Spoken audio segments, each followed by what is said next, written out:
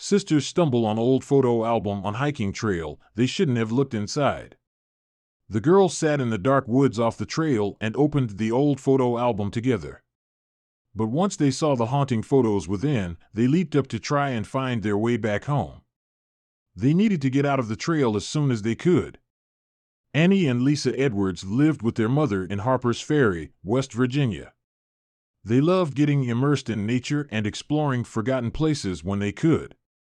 Their mother always warned them about the dangers of going off the trail, but they never listened. It was a sunny April, and Annie's birthday was around the corner. She had walked the trail with her mom and her 22-year-old sister, Lisa, for as long as she could remember. But that was the problem. She never got to go out without the supervision of her family. But that would all change when she turned 18.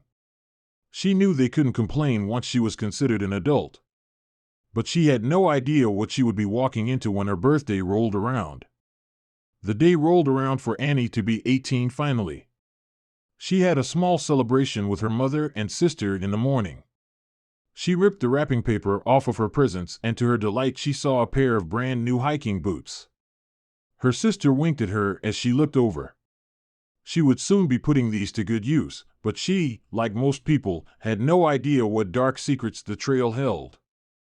After all of the festivities wrapped up, Annie excitedly donned her boots and told her mother she'd be going on the hiking trail. But her mother's smile turned sour at the mention of going alone. It was already 5 p.m., and it would get dark in the next hour, but Annie knew her mother couldn't forbid her anymore.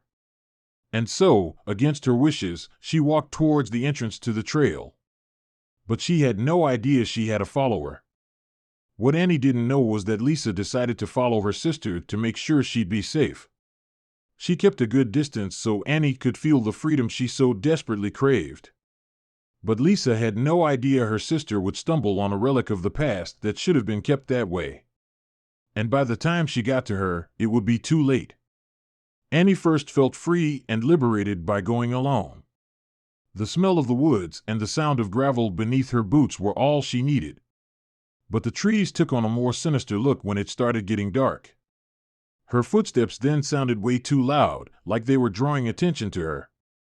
It was getting harder and harder to see the trail ahead. But that's when she saw something off the trail to her right. It was half covered in the bushes. The little-known history of the Appalachian Trail was all of the missing people who had dared to walk the trail without being in a large group. Since 1974, 11 bodies have been found, and the rest of the missing hikers vanished without a trace. Many people have gone on the trail, never to come out again, and Annie had no idea that it wasn't as safe as the community in Harper's Ferry made it out to be. After Annie walked off the trail to pick up the book, she felt a weird sensation. The book turned out to be a photo album, and it looked like it had a long history. She couldn't imagine how old it must have been.